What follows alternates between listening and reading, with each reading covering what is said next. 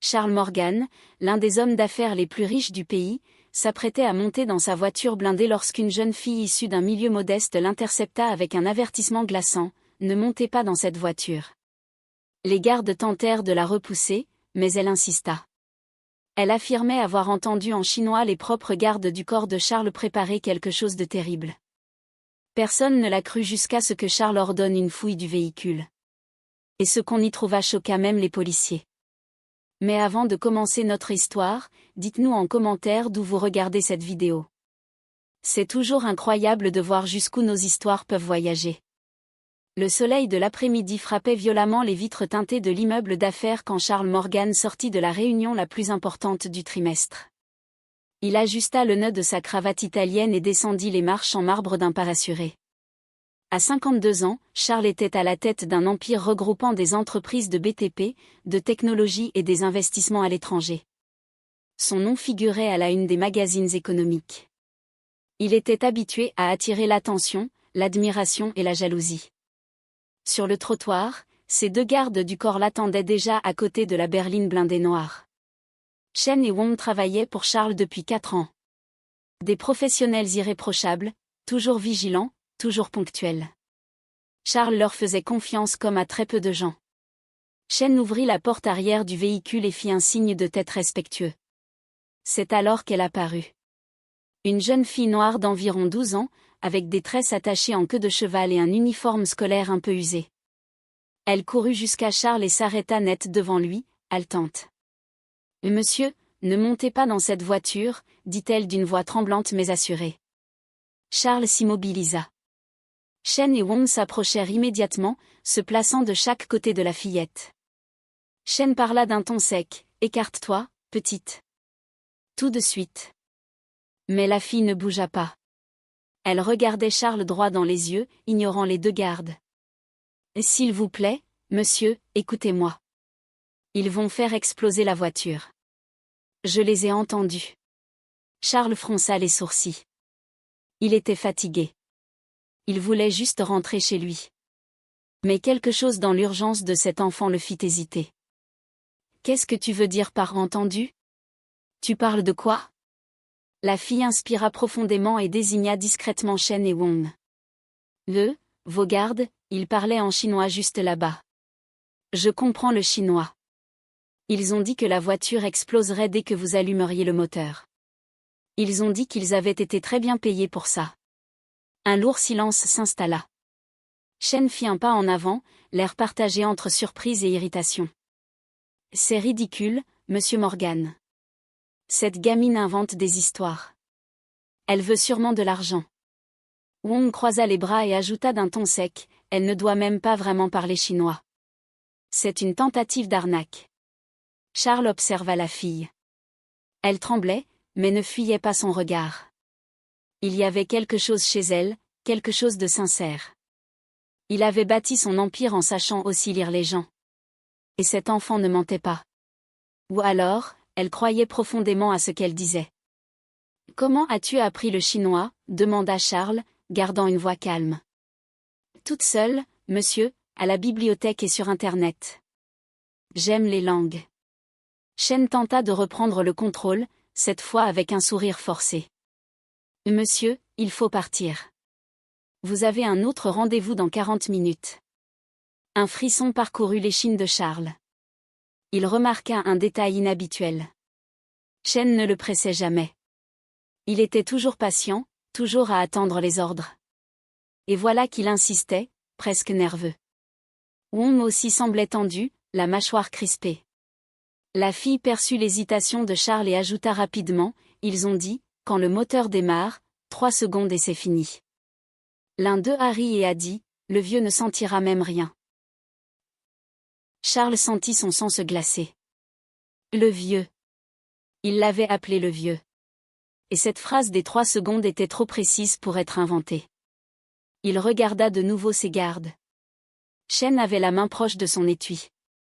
Wong balayait les alentours du regard, visiblement nerveux.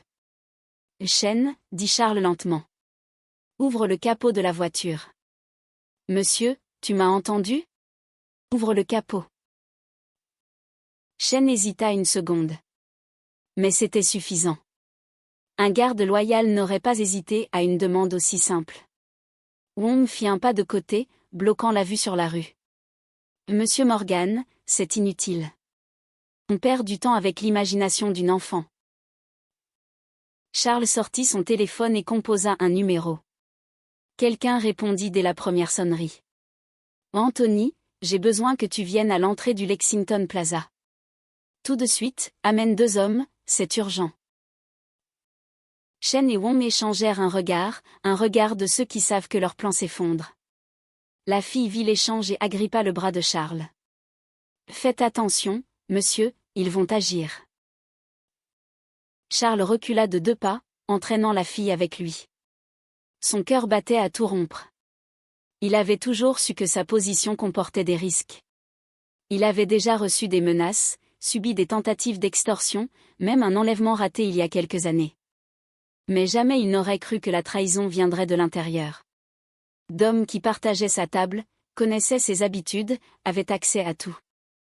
Vous deux, éloignez-vous de la voiture, ordonna-t-il d'une voix qui ne laissait aucune place à la discussion. Shen fit un pas en avant. Monsieur, vous faites une erreur. Vous écoutez une gamine des rues au lieu de faire confiance à ceux qui vous servent depuis des années. Si vous m'avez servi loyalement, vous n'aurez aucun problème à attendre qu'Anthony arrive. Il va inspecter le véhicule. Wong serra les poings. Son expression changea, le masque du professionnalisme tombant. Il dit quelque chose en chinois à voix basse en regardant Shen. La fille écarquilla les yeux et traduisit immédiatement, il a dit, on ne peut pas le laisser appeler du renfort. Il faut agir maintenant. Charles sentit le danger réel, immédiat. Il tira la fille derrière lui et cria, agent de sécurité, appelez la police. Les portes vitrées de l'immeuble s'ouvrirent et 2 agents de sécurité accoururent. Shen hésita, la main toujours proche de son arme, mais il y avait désormais des témoins du mouvement. Des passants s'arrêtaient, observaient. Anthony arriva en moins de 3 minutes au volant d'un fourgon noir. Chef de la sécurité de Charles depuis plus de 10 ans, c'était un homme de confiance. Il descendit avec 2 autres hommes, tous armés, tous concentrés. Monsieur Morgan, que se passe-t-il demanda Anthony, scrutant la scène d'un regard entraîné. Charles montra la voiture du doigt. J'ai besoin que tu vérifies si des explosifs ont été placés dans ce véhicule. Cette jeune fille a entendu Shen et Wong planifier un attentat. Anthony regarda les 2 gardes. Shen et Wong étaient livides mais tentèrent de garder contenance. Anthony fit un signe à l'un de ses hommes, un spécialiste en explosifs de l'équipe, qui s'approcha de la voiture avec un détecteur portatif. Le technicien passa l'appareil sur la carrosserie, ouvrit le capot avec précaution. Après quelques secondes tendues, il se tourna vers Anthony et acquiesça d'un signe de tête. Positif. Il y a bien quelque chose. Charles sentit ses jambes fléchir. La fille avait dit vrai. Cet enfant inconnu lui avait sauvé la vie. S'il n'avait pas écouté son avertissement, s'il était monté dans cette voiture, il serait mort à l'heure qu'il est, réduit en morceaux au beau milieu de la rue. Le monde semblait avoir ralenti. Charles fixait la voiture blindée qui, jusqu'alors, symbolisait sa sécurité et qui venait de devenir sa condamnation à mort. Le spécialiste en explosifs poursuivait son travail, manipulant de petits outils avec une extrême précision. Anthony s'approcha de Charles et lui parla à voix basse. « Monsieur, il faut qu'on vous mette à l'abri immédiatement. » Charles acquiesça, mais ses yeux restaient rivés sur Shen et Wong. 4 ans. 4 ans de collaboration, de voyage, de confiance. Il savait où il dormait, connaissait sa famille, avait accès à ses enfants. Et pendant tout ce temps, ils avaient simplement attendu le bon moment pour le tuer. « Qui vous a payé ?» demanda Charles, la voix plus posée qu'il ne l'aurait cru. Shen garda le silence, le visage fermé comme une pierre.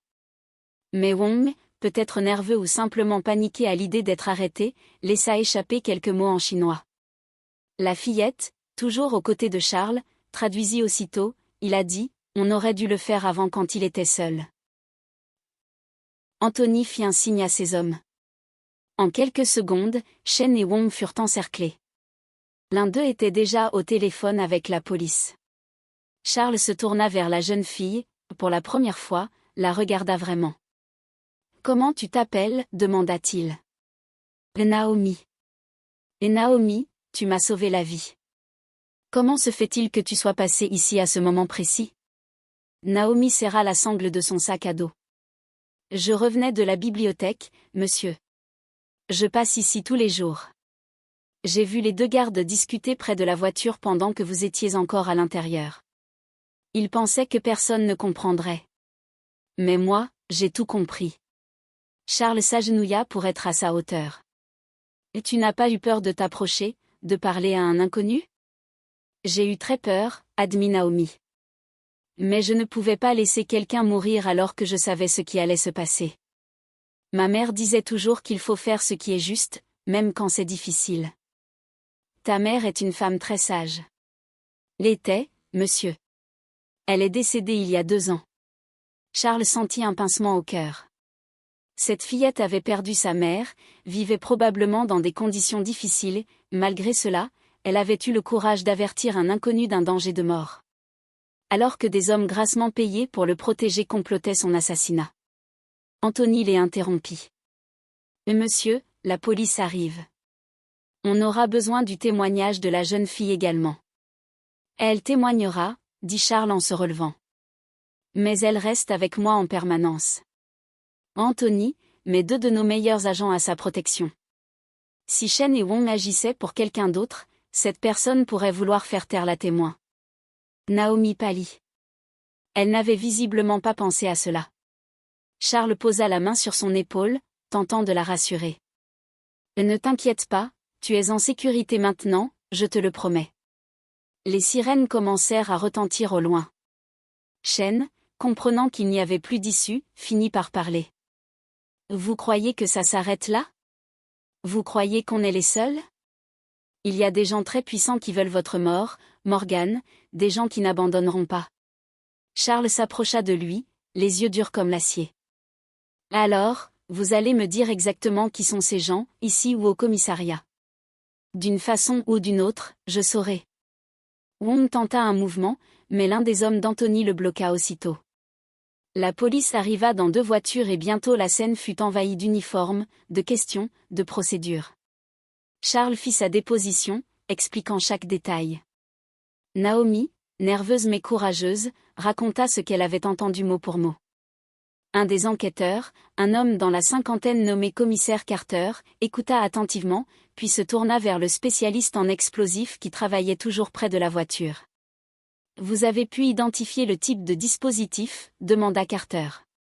Le spécialiste, portant désormais des lunettes de protection et des gants, répondit sans détourner les yeux de sa tâche, « du C4 militaire sophistiqué. Détonation par mise en marche du moteur, comme la jeune fille l'a dit, 3 secondes après le démarrage. Celui qui a installé ça savait parfaitement ce qu'il faisait. » Carter laissa échapper un sifflement bas. « Ce n'est pas du travail d'amateur. Monsieur Morgan, vous avez une idée de qui pourrait vouloir votre mort? » Charles réfléchit. Son esprit passa en revue des dizaines de noms, des concurrents, des associés qu'il avait dénoncés pour corruption, des entreprises qu'il avait vaincues lors d'appels d'offres. La liste était longue. Beaucoup de monde, commissaire, beaucoup de monde. Il va nous falloir tous les noms. Pendant que Charles répondait aux policiers, Naomi était assise sur le trottoir, serrant son sac contre elle. Anthony s'approcha et lui tendit une bouteille d'eau. « Tu as été très courageuse, petite. » Naomi but une gorgée, puis jeta un œil vers la voiture où le spécialiste venait tout juste de désactiver l'engin. Une vraie bombe. Si elle n'avait rien dit, l'homme qui discutait maintenant avec la police serait mort, un père de famille, un entrepreneur, un être humain. « J'ai juste fait ce qu'il fallait faire, » murmura-t-elle. Anthony sourit. La plupart des gens ne l'auraient pas fait. Ils auraient détourné le regard. Ou aurais-tu trop peur? Tu es différente. Charles, ayant terminé son entretien avec le commissaire, revint vers elle. Naomi se leva rapidement, s'essuyant son uniforme. « Naomi, où habites-tu? Je vais faire en sorte qu'on te raccompagne. » « À Hope View, monsieur, mais ce n'est pas la peine. Je peux prendre le bus. » « Hors de question. » Tu rentres avec Anthony et demain, je veux parler avec toi et ton tuteur. Tu vis avec quelqu'un? Ma grand-mère, monsieur. Alors, demain, toi et ta grand-mère, déjeunez avec moi. Ce n'est pas une invitation, c'est un ordre. Naomi cligna des yeux, surprise. Mais monsieur, je... Charles leva la main. Tu m'as sauvé la vie, Naomi. C'est une dette que je compte bien honorer. Demain à 11h, Anthony viendra vous chercher. D'accord? Naomi acquiesça, encore bouleversée par tout ce qui s'était passé. Il y a à peine une demi-heure, elle rentrait simplement de la bibliothèque et maintenant, elle se trouvait au milieu d'une enquête criminelle, protégée par des gardes du corps et invitée à déjeuner par l'un des hommes les plus riches de la ville. Anthony l'installa dans un fourgon sécurisé. Pendant le trajet vers Hopeview, Naomi regardait la ville défiler à travers la fenêtre. Elle pensait à sa mère, à quel point elle serait fière. « Fais toujours ce qui est juste, ma fille, » disait-elle. Même quand c'est dur, surtout quand c'est dur. Arrivée chez elle, une petite maison de 2 pièces au bout d'un chemin en terre, sa grand-mère manqua de s'évanouir en voyant sa petite fille descendre d'un fourgon blindé, escortée par des hommes en costume. « Mamie, il faut que je te raconte un truc, » dit Naomi tandis qu'Anthony lui expliquait rapidement la situation. Cette nuit-là, Naomi dormit à peine. Le lendemain matin se leva sous un soleil éclatant et un ciel sans nuages. Naomi s'était réveillée tôt, bien trop nerveuse pour rester au lit. Sa grand-mère, Madame Edith, était encore plus nerveuse. Elle changea de vêtements 3 fois, répétant sans cesse « Mon Dieu !» Naomi, déjeuner avec Charles Morgan. On va déjeuner avec Charles Morgan. Mamie, détends-toi. Ce n'est qu'un homme comme les autres. Un homme qui possède une fortune plus grande que celle de certains pays, ma fille. À 11h précises, Anthony arriva. Il salua poliment Madame Edith et ouvrit la porte de la camionnette pour les 2 femmes. Le trajet jusqu'à la maison de Charles prit 40 minutes. En passant les portails de sécurité et en découvrant la propriété, Naomi ne put retenir un soupir de stupéfaction. La maison était plus grande que tout l'immeuble où elle vivait.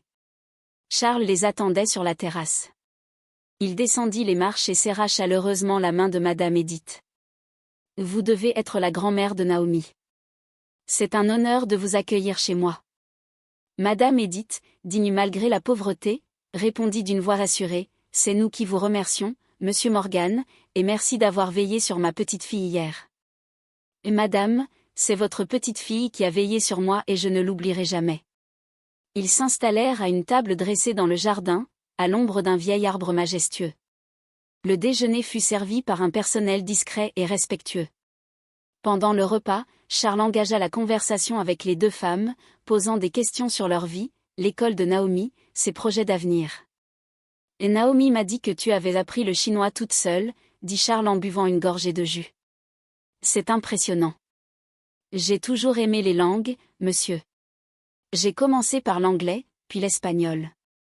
Le chinois, c'était plus difficile, mais la bibliothèque m'a aidé et Internet aussi. » Pourquoi le chinois en particulier? Naomi resta silencieuse un instant, jouant avec sa fourchette. Après la mort de ma mère, j'avais besoin de quelque chose pour occuper mon esprit, quelque chose de difficile qui me demanderait toute mon attention. Le chinois était parfait. Chaque caractère, c'était comme un puzzle. Et quand j'étudiais, je ne pensais pas à la tristesse. Charles sentit son cœur se serrer. Cette fillette avait transformé la douleur en force, en savoir. Elle avait fait de l'apprentissage un refuge, sans le savoir, elle s'était préparée à sauver une vie. Et Naomi, j'aimerais vous faire une proposition à toi et à ta grand-mère. Mais avant, je dois vous dire quelque chose. Hier soir, la police a interrogé Shen et Wong. Ils ont avoué, ils avaient été engagés par l'un de mes concurrents, un homme d'affaires nommé Ramirez. Il a perdu un contrat important face à mon entreprise il y a 6 mois. Il leur a versé 2 millions de dollars à chacun pour me tuer. Madame Edith porta la main à sa poitrine, choquée. 2 millions pour ôter une vie. Pour certaines personnes, l'argent vaut plus que tout, Madame Edith. Shen et Wong avaient de lourdes dettes de jeu. Ramirez l'a appris et leur a offert une sortie. Ils ont accepté. Et maintenant, demanda Naomi. Qu'est-ce qu'il va leur arriver? Ils passeront de nombreuses années en prison et Ramirez aussi. La police l'a arrêté ce matin. Le commissaire Carter m'a appelé il y a 1 heure. Alors, c'est fini, demanda Madame Edith, pleine d'espoir. Charles soupira. Cette affaire-là, oui, mais j'ai appris une grande leçon hier. J'avais bâti autour de moi une protection, mais pas une loyauté. Je payais bien, mais je ne connaissais pas vraiment ceux qui travaillaient pour moi. Et j'ai compris que le courage peut venir des endroits les plus inattendus. Il se tourna hautement vers Naomi. Tu m'as sauvée, Naomi, pas seulement physiquement. Tu m'as rappelé quelque chose que j'avais oublié, qu'il y a encore de la bonté dans le monde. Qu'il y a encore des gens qui font ce qu'il faut sans rien attendre en retour. Je ne l'ai pas fait pour une récompense, monsieur. Je sais, c'est justement pour ça que je veux faire cette proposition. Madame Edith, Naomi, j'aimerais changer votre vie si vous me l'autorisez. Les deux femmes échangèrent un regard d'incompréhension. Charles continua. Je veux financer toutes les études de Naomi, les meilleures écoles, des cours particuliers, des formations en langue, l'université, tout. Je veux lui offrir toutes les opportunités que son talent mérite. Et je veux que vous, Madame Edith, n'ayez plus jamais à vous inquiéter pour le loyer, la santé ou les repas. Un silence profond suivit. Des larmes coulèrent sur les joues ridées de Madame Edith. Naomi semblait en état de choc, incapable de répondre. Mais il y a une chose, ajouta Charles en souriant. J'aimerais que vous acceptiez de déménager dans une maison plus confortable, pas loin d'ici. Rien de trop luxueux, mais un endroit sûr et agréable. Et Naomi, j'aimerais que tu envisages des études en relations internationales ou en diplomatie. Avec ton don pour les langues et le courage que tu as montré, tu pourrais accomplir de grandes choses. Naomi retrouva enfin sa voix. Monsieur Morgan, je ne sais pas quoi dire. Dis oui. Dis-moi que tu acceptes cette aide. Ce n'est pas de la charité, Naomi, c'est de la gratitude et un investissement. Je crois que tu peux changer le monde un jour. Madame Edith serra la main de sa petite fille et elles se regardèrent longuement. Après toutes ces années de lutte, de privation, de miracles faits avec 3 fois rien, une porte venait de s'ouvrir. On accepte, dit Madame Edith, la voix brisée par l'émotion. Et que Dieu vous bénisse, Monsieur Morgan. Charles sourit, ressentant une paix qu'il n'avait plus connue depuis des années. Peut-être que cet attentat, aussi terrible soit-il, avait eu un sens. Il avait mis Naomi sur son chemin et lui avait donné l'occasion de changer une vie. 3 mois s'étaient écoulés depuis ce jour qui avait tout changé. Naomi et Madame Edith vivaient désormais dans une maison spacieuse et chaleureuse située dans un quartier calme, 3 chambres, un petit jardin, sécurité 24h24 et une bibliothèque entière rien que pour Naomi, remplie de livres en portugais, anglais, espagnol, français et chinois. C'était son petit paradis. La nouvelle école représentait un autre type de défi. Au début, Naomi se sentit à l'écart. Les autres élèves venaient de familles aisées, portaient des vêtements de marque, parlaient de vacances à l'étranger. Mais peu à peu, elle trouva sa place. Son intelligence et sa persévérance attirèrent l'attention des professeurs et certains camarades commencèrent à l'admirer pour son histoire de courage qui s'était discrètement répandue. Charles, fidèle à sa parole, ne manquait à aucun engagement. En plus de financer l'école, il avait engagé le professeur Wang, un vieil homme de 70 ans originaire de Pékin, pour des cours particuliers de chinois. Naomi prenait aussi des leçons de piano, un rêve qu'elle n'avait jamais pu réaliser, et avait commencé des cours d'éloquence.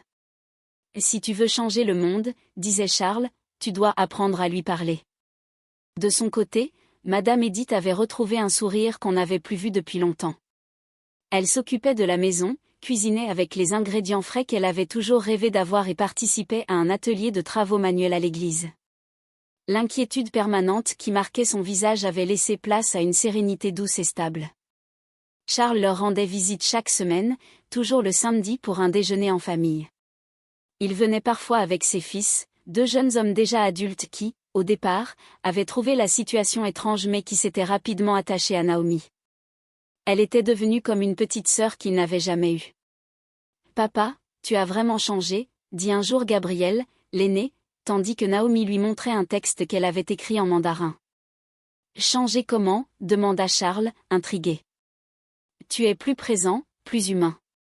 Avant, tu ne parlais que de chiffres, d'affaires, de compétition. Maintenant, tu parles de gens, de famille, d'héritage.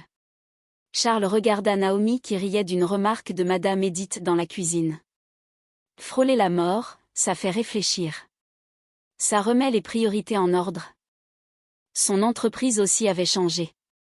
Il avait instauré de nouvelles politiques de sécurité, engagé une équipe chargée de vérifier les antécédents de tous les employés et mis en place un programme de soutien psychologique.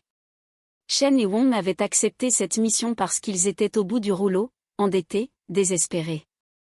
Charles comprit, s'il avait prêté plus d'attention, il aurait peut-être perçu les signes. Ce soir-là, une fête fut organisée dans la maison de Charles, amis, employés, les fils de Charles, Madame Edith et bien sûr Naomi. La jeune fille qui avait sauvé une vie avait désormais gagné une famille, des opportunités sans limite et un avenir radieux.